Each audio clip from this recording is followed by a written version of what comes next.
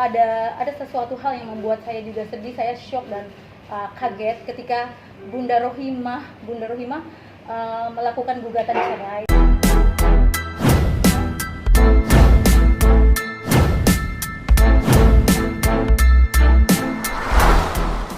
Selamat siang rekan-rekan media yang saya hormati.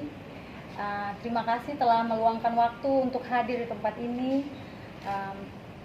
Preskon ini perlu saya sampaikan bahwa preskon ini saya lakukan untuk menjawab beberapa pertanyaan dari media yang selama ini meminta saya untuk wawancara, tapi karena kesibukan dan lain sebagainya, jadi saya meluangkan waktu baru hari ini. Maaf untuk kesibukan yang beberapa waktu dan banyak hal mungkin yang membuat saya harus mengalokasikan untuk hari ini berbicara dan menjelaskan keadaan saya perihal banyak hal yang tentunya akhir-akhir ini.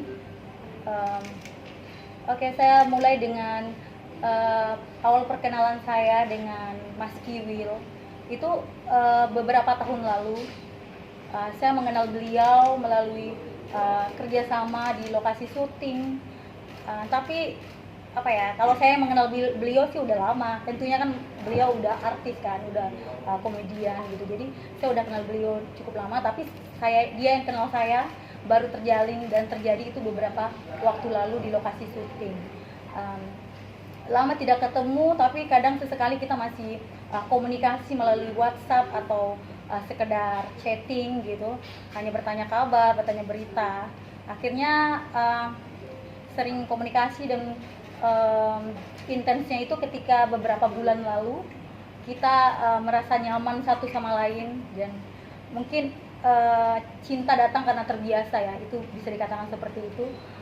Karena saya merasa nyaman, tentunya saya menyukai beliau dengan kesederhanaannya dia, dengan apa adanya dia.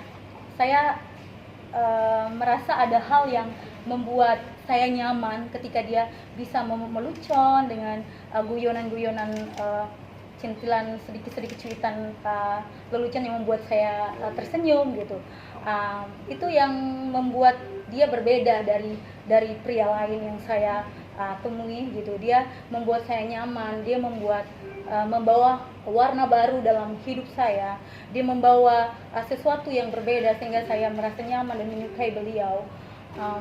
Dan beberapa bulan lalu juga kita memutuskan untuk mengambil suatu yang sakral, yaitu mengenai pemberitaan saya, foto-foto pernikahan kami diketahui publik. Ya, itu biarlah menjadi bagian penting dalam hidup kami, biarlah menjadi hal yang terindah dalam momen-momen bahagia yang kami rasakan. Cukup bila kami yang merasakan itu gitu.